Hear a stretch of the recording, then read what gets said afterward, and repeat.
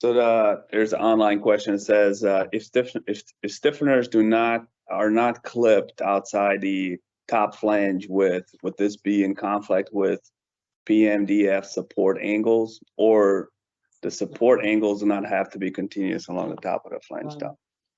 If they're there, yes, you'll have to clip the stiffeners, or North Carolina DOT, when they use the metal stand plate forming, they give the option of clipping the stiffener or the guy just cutting out his SIP form.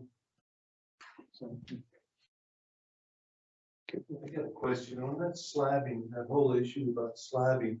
Why can't you combine plates from different jobs? It's one job, be, where you make the slabs. Generally, there's enough steel in each individual job, and you gotta think as the job's going through the shop, that steel is ordered per job. Because it's hard, if you order a slab and it's sitting out here in the shop storage, and then you pick it up, move it over here to use it for one job, then you gotta pick it up, bring it back, set it in the pile of them. When is it gonna be used for the next job? Yes, we do have some stock material, but you can have other plates set on top of it while you're working on other jobs before you need to go back and get that one plate up again. So it's a physical problem in the shop is what actually. Did that answer your question? Yeah. We don't keep all kinds of sizes in stock that's ready for a particular design to come along. So we use it, we order to a particular job, take money, so you don't have to finance material. And, then also you bid a job, you have the cost of that material in your code. If you start saying, well, I can pull the material from stock on this, it would be a real mess to know exactly how you're doing. Yeah, it's more than just that one using the plate one time. Then you gotta worry about billing for different states for different material. It's a lot of companies. You gotta think about the logistics. I mean, you're bidding this job. You gotta order, put that plate in that, gotta order that. You don't know what's out there. Right. That time. The schedule. You can't mix and match. You can't say, oh, maybe I'll find that plate. And then you've got to order all that material. And you're gonna want an MTR and all that material. If you don't, let's stick. Job, keep the steel job. Yeah, so flanges and wedge and sometimes splice plates are always ordered job specific. Stiffener material, since there's really not a lot of that, sometimes that will have stock plates for that. But those aren't, unless it's a really huge job, then we'll may order the stiffener material specifically for that. That's like we have to maintain the material flexibility.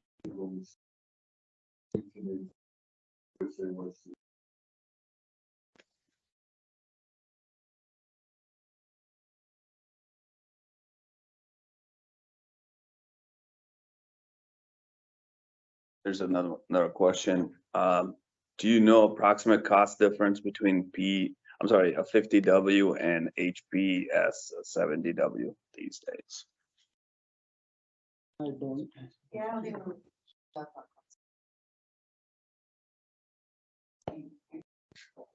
it's probably the Yeah, it's a variable thing, just as the price of steel varies, that varies, so it's kind of hard to answer that question.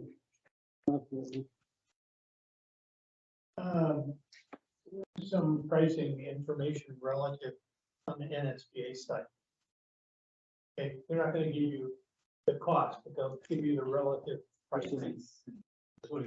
But the percentage, I think, rough percentage change.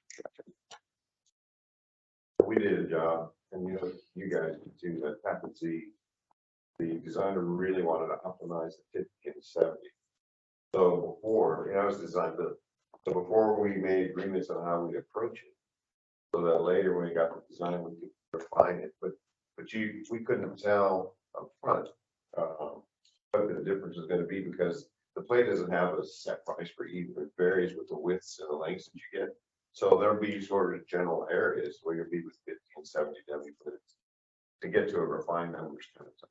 But you'll pay a pretty good fee. Andy, I wanted to check a couple of things, if you don't mind. One, you mentioned the width variation. And I think one thing that's important to clarify is that within, and you said at one time, within a field piece, you want the constant width. But girder to girder, it's different. Yes, within the field, we're trying to rush through this. Yeah.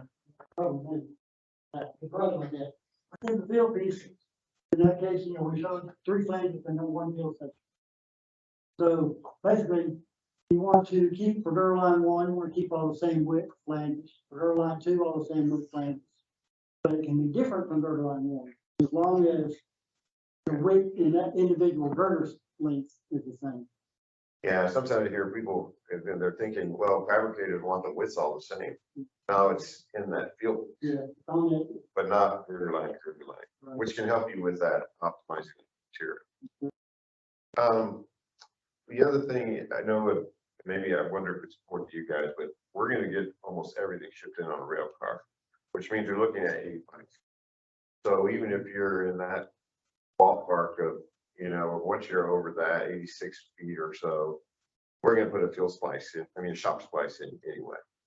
So is that same thing for you guys? Probably? Yes, yeah, okay. But you realize why he's saying 85 feet. Once you get, Yeah. if you're lucky, you can get an 87-foot rail car. And the rail wants a foot on each end for plate, when they put that 85-foot plate on there.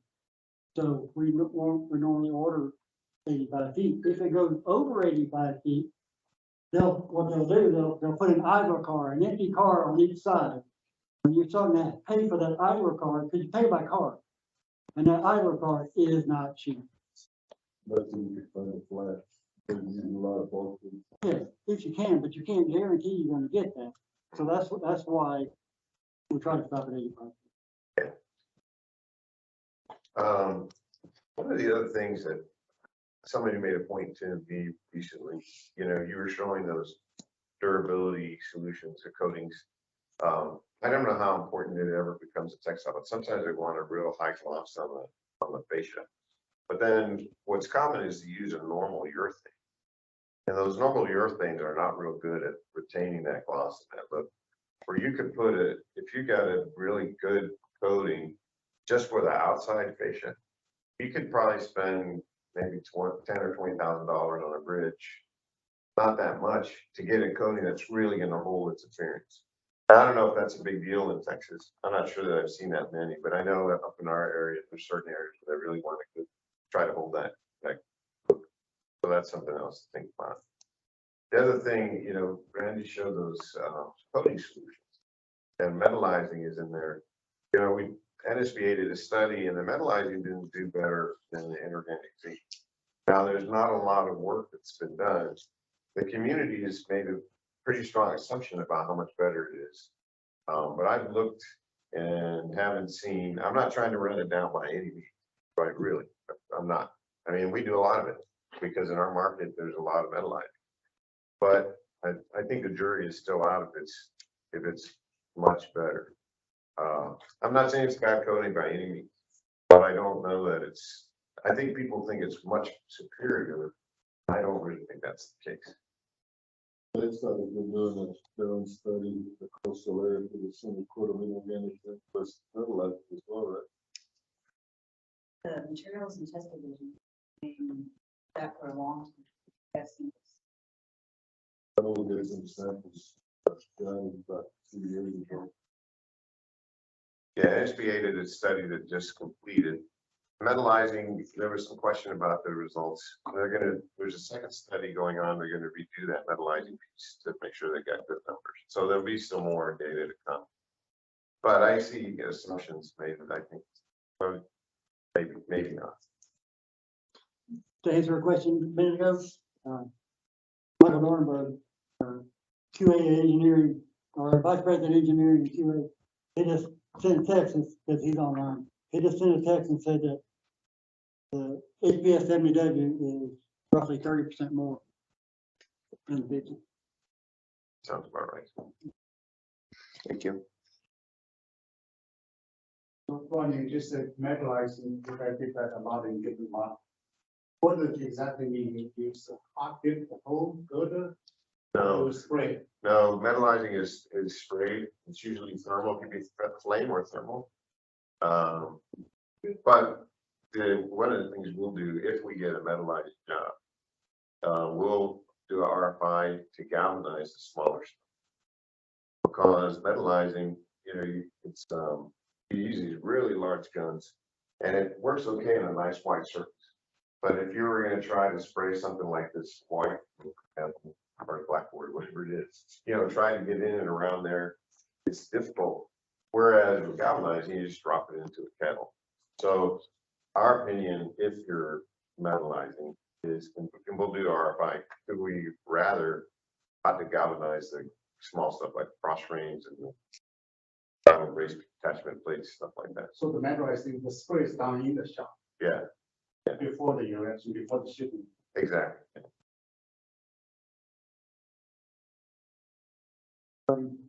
Something, probably way behind, but the 1-inch pole was preferred. Just the 8th edition or 9th edition, since 8th edition national pole, instead of the full size. On case. Yes. That's a common And practice. that is the standard in ASHTO specifications. Yes. Once you get to 1 inch, the whole size is an eighth, the standard whole size is an eighth of an inch larger instead of 18 larger. That's a very common standard practice. As a design engineer, there's another loss. Effective area. There were several reasons for that, and one reason is you don't really think much about it, but longer bolts are not necessarily straight. They have a straightness tolerance. And that tolerance, when you get the longer bolts, because we've even talked about maybe even looking at going to that on 7/8 bolts. Yeah, So, basically, the metric standard is 2 millimeters. Almost an eighth, huh? They use that for all of their bolts. We're actually working a fairly tight tolerance. So there may be something. There's discussion of RCSC. And you do loosen that section, yeah, so that's the downside to it, but that's usually not that critical. It's only on the tension side, not. I'd like to make one comment that talking to the tactic galvanizing. That Penny made a comment about wrapping welds on galvanizing. That's something you definitely do. Okay, when you galvanize it, you're gonna first have to trickle it and you get acid trapped in the areas. And then after you galvanize it, the acid will leach out onto your nicely galvanized surface. And it's also almost next to impossible to metallize cross frames with all the edges. Yeah, it's a those you definitely want to dip. So brings to something with Randy brought up, and we're talking about changing in AWS. AWS don't wrap well. Okay, we need to go down to Second Street, the arch here. Look at the stiffeners that are on there, not sealed. They're rusting. That's just silly. Every other offshore industry, shipbuilding industry, everybody else seals those well. Now, we're going to put into the specification if you do melt the corner. So we're going to give a tolerance on that corner melt. Because when you go around, you have a sharp edge there, you're going to melt it. Okay, think about now if it's a stiffener, zero forces are there. You're not going to weld it, not force, weld it, and you say, oh, no, I took this little corner out. What difference does it make? You weren't going to connect it in place. So you don't really harm anything in terms of, and you seal it. But, particularly on arches and things like that, we have, vendors sticking out in space, they should be sealed. And we did work with TxDOT. We came back from this tour, we went all around the world. And nobody else was holding back wells like we did. And in fact, they were welding and it went going into the web, just weld it up. Seal, a hole. Don't put a J in there, don't put a B. Just fit it tight and weld over. We tested that, there's no problem there. And it takes care of all the corrosion, it takes care of the issue of traffic. So you need to think in terms of the long-term durability of where you're going to get corrosion, for all the areas that you haven't protected. And, you know, and there's a great picture, and you don't have, but I have it someplace. Of the inspector on a Tappan Zebra, this is a 12-foot deeper with a little mirror going into that coat and you see if there's paint back there. The only way you get paint back there is to go over the brush. You can be darn sure that it doesn't have the other anything that you expect. So it's really sort of a silly thing to go ahead and clip these things and then expect it to be sealed. It's sealed so well. That's the most effective way. And it's done in the offshore industry and shipbuilding and else. Back in both times, very stiff in the boat. I guess something also should pull well sealed. Yeah, I think you should, but I would fill it well. What bothers me is people do full penetration wells on a bearing stick. Why? No, but I think it's spring about it, you tight fit it, fill it well. Way to do it. Try to prevent any moisture from getting in there over the long term. And if you do smack the corners with paint and all that, or paint underneath the stiffness, that's, you're still not getting a good seal. You know, eventually you're still gonna get water in there, moisture, and once you separate the coating from the substrate, that's when your corrosion will start to travel. I have a question for Jason. Jason, we talked about the difference with 50 and 70. But with your new processing on the 1066, do you expect that kind of premium? I wonder because the 70 is typically Q&T and you're not talking about Q&T, right? Or can you comment if you know? I can't really say. I mean, PMCP is a more economical process. It is because there's less input, less resources, less energy, less alloy. But other than say it's more economical. It'll be interesting to see. Yeah. Yeah, Ronnie, actually, there's most of the thinner 70s, PMC.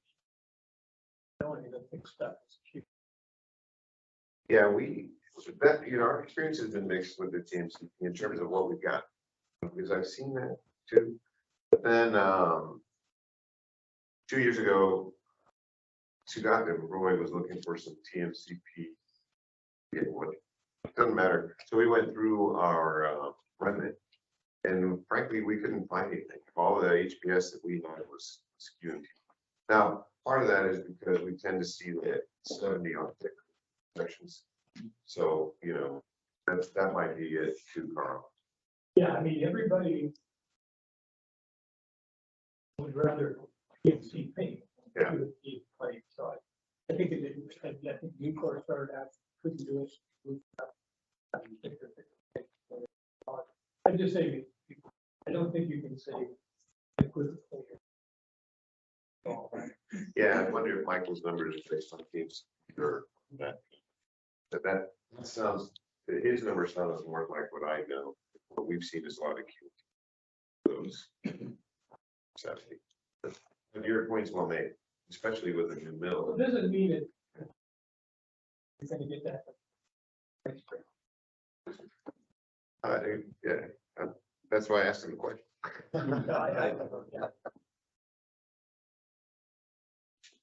I have a question for, or a suggestion for TxDOT. One way to lower the price of steel girders or just lower the cost of steel in general, is to consider, payment for raw materials. Currently, we're paid for fabricated and stored material on hand. So what that essentially means is the cost of financing raw material to the time for complete fabrication is charged for the job. And, you know, as you've seen, your mortgage rates quoted out there, their interest rates have gone up quite a bit. Cost of financing projects is rising. What's also happening is with the variability of commodity prices, steel included, we're having to purchase steel not when the schedule demands it, but immediately lock at the current prices because we can't take the escalation risk. So even if the job have two bridges, one delivering in a year and one delivering in 2 years, we'll order both bridges, finance it until we actually can get paid after we fabricate it, sometimes over a year later. So something to consider. I know other materials are paid raw material payments, but for whatever reason, traditionally, steel product has not been paid raw materials. And, you know, in design build jobs, railroad projects, we typically do get raw material payments and we get paid up front. I don't see issue with it. We've been doing that a long time with owners that will do that. We have other states that do pay raw material payments that we're, you know, that we do a lot of business with, and there's no issue with it. So something to consider. You know, when we sell across a lot of states and TxDOT best practices and leads in so many areas, but that's one area where some states, I think, you know, have better payment payments up front for raw. Yeah, I like that. Most of the states we work with, we did wrong. And I want to emphasize, because I showed that game. And I showed a real short 7 months. That's not very realistic. Right, that's a bad job, yeah. Usually you're. Cost of financing ain't that much on that one. You're looking at 9 months to 12, or you're looking at a year and a half to 2 years. So, but you're not gonna, you know, strategically, a fabricator is always gonna wait, when do we buy this? Because you don't want to dump that capital, but you're tying it up. Right. But you get a lot more flexibility if you know that you got your still paid for. Okay, so that helps everybody on their schedule. So I think it's a really good thing to take a look at. Does that mean you pay the material and labor separate? Yes, sir. And we typically show the invoices as that cost, so we're just getting reimbursed for the raw materials.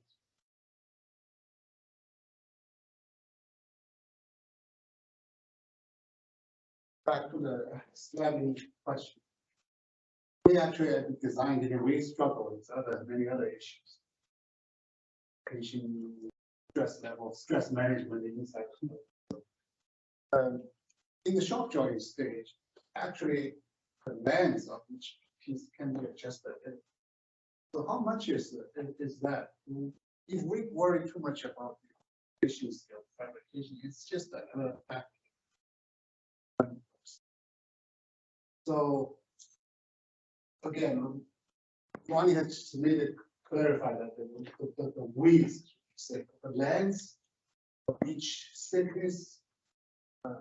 Let's say a situation where you have curved girder system, a few girders, and we naturally do it in radius. The outside girder is just this much longer than the inside. But in the shop drawing stage, you guys can come in and make this adjustment. First off, there's several reasons they had when you start thinking about it. First off is the 85 feet. Because it costs so much more to get it shipped on. But also we look at a curved girder.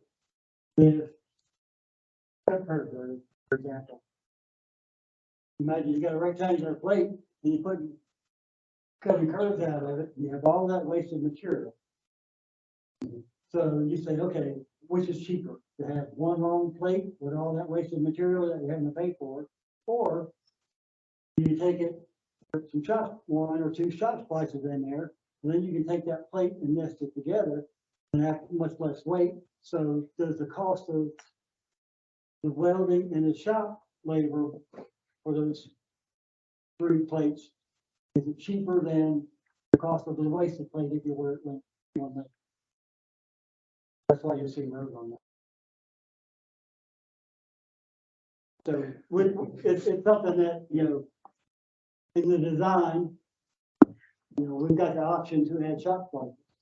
Okay, so we'll look at it and say what's, from the fabricator's point of view, what's most economical for us. A little bit extra labor or a little bit more wasted material. I assume that like, down to 87 feet. Your hair. You just put it in. All right, 85 foot. Yeah, yeah. 85 foot three on there. So I understand that that's probably, well, if you have a little choice. Well, under. The incentive for us is because of the payment system. Talking about, we only care about. We can come something like that. Probably get a raise next year. But, you know, what you realize is that even if you can get a 48-inch plate, even clips, that you're paying a premium because their most efficient range is like 72 inches up to 96 or 102 or something like that. Anything outside that width range, they start charging premiums. And the premium is per pound. So, you know, new core, you're looking at 72-inch wide minimum, perfect plant that we get most of our. Cliffs is 48. It'll be 60 with brand. It'll be 60 with brand. I'm sorry, 60. So it'll be 60. Brand, once brand on. yeah, I saw that on there when you opened up plant. I definitely made notices. But like I said, you look at, if you can stay in that 72 to 96, 102, it's somewhere, I can't remember exactly what the cutoff is. It's the cheapest material, and it also gives you option to go through more than one day. Last thing, how about the width of the flange, we can get inverters. How about the depth, the web depth? Does that make any difference if we change the depth of the? It doesn't on the girder, what comes into play is the cross length. You get one girder changes, gets wider next, you get an oddball shaped cross length. It's no longer rectangular or parallel. It becomes cockeyed. Is that more difficult, more expensive? You're getting the more cross frames, especially if you change from girder line 1 to girder line 2 to girder line 3, for all different weights, you're gonna have all different depths. You're gonna have different cross frames in each bay. Yeah, that's basically, so the more different cross frames you have, the more. We try to keep the piece marks down. So there's few piece marks as possible, which helps in terms of shop efficiency, but also the contractor. You know, if he has a custom frame at every location, you know, that's a lot of handling for, you know, proper sequence of the frames, whereas if he's got 3 different piece marks on the span, you know, he can really spun them and grab it. Yeah, otherwise, like you said, got 20 different cross frames. They're sitting out there on the job site, it rains, you gotta search through the mud to try to find which cross frame he wants. Then maybe underneath something he's already back on top of it. So it can be. Yeah, I'm wondering, you know, for Tamaki Bridge, they make the top girder flush in order to install the PCB panel, I think. Just wondering, now for steel girder, we still want to use the PCB panels. If the top of the girder is flush, easy for doing the PCB panels, like the Tamaki Bridge, I think. So just wondering how much effort, you know, it need to make the top of the girder flush, which means you have changing on the web parts. That's very difficult to do. Like no, you know what I mean? Just different thickness of the top flanges. Then you need to change the thickness of the height, the depth of the webs. So you're talking making the top of the girder slide all the way down and Good for installing PCB panel. yeah, then burying the web there. Yes. It's not a problem if you do like Tappan Z did. and you keep the top level, and as your thickness changes, you change the web, but you only change that web height at field girder sections. You don't change the web height within a girder itself. Only at a field splice can you change that. So it's You follow why I'm saying that? Yeah, yeah. So at least you can cut different depths of the webs, Right. within the short splice, Right. the short piece. So you can. So there's no much more efforts. So we can. Now that's easy for the layout, the PCB panel. We need to think about that. But not within a field piece. Not within one field piece. On a single girder, it needs to be the same. But at the field splice, you can change it. Yeah, Tappan Zee had some really wide flanges. That's what they. 4 feet. You got over to the negative moment. Rather than changing the thickness, they went very wide flanges. So that meant that they couldn't slab them. It allowed you, can you imagine cutting the web like this and fitting that silicone in? That's what you avoid. So that's what you're avoiding by, accommodating it within the field. Within the field piece. You just, the flat surface, the flat plane on it.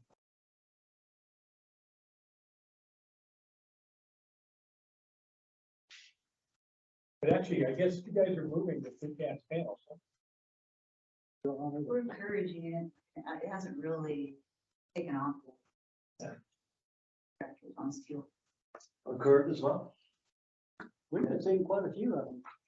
With the option in there, the contractor taking. Yeah, we have an option. Well, and before, we didn't allow it in the concert range, that kind of detracted, they didn't really want to stop the start, but now we are allowed, so.